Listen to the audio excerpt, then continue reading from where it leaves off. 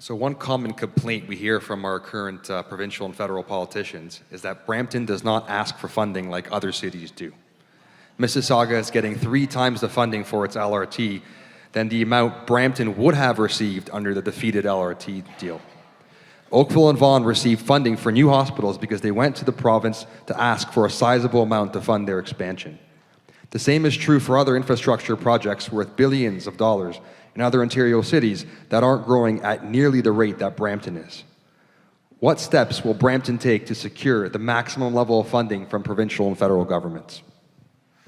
Jeffrey, you're first. Rovier second. Go ahead. So what I can tell you is in the last 4 years we have, and I try to meet monthly with our federal counterparts to talk to them about what programs we can be part of. We're talking to them about Riverwalk right now. We're talking to them about Ryerson University and the cybersecurity network.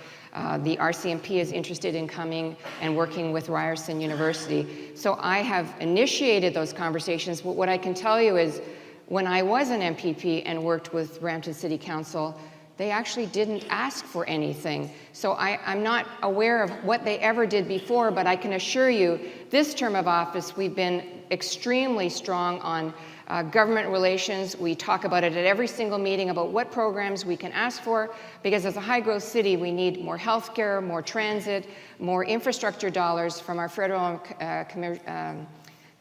and provincial counterparts. The reason being, your taxes right now are from property taxes, they're from user fees and other levels of government. If you don't find a way to bring those partnerships together, you aren't successful in building those big infrastructure projects that we need in a city like Brampton. Mr. Sprovieri?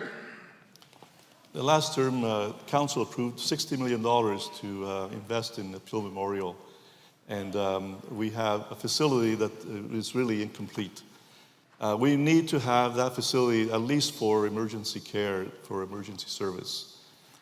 We also identified that Queen Street was the preferred route to have an LRT or a rapid transit system.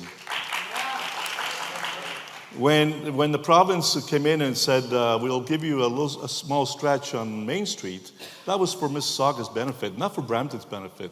We did not have a fight to say we want a Queen Street rapid transit system. Give us the billions that you're giving Mississauga, and we can put one on Queen Street.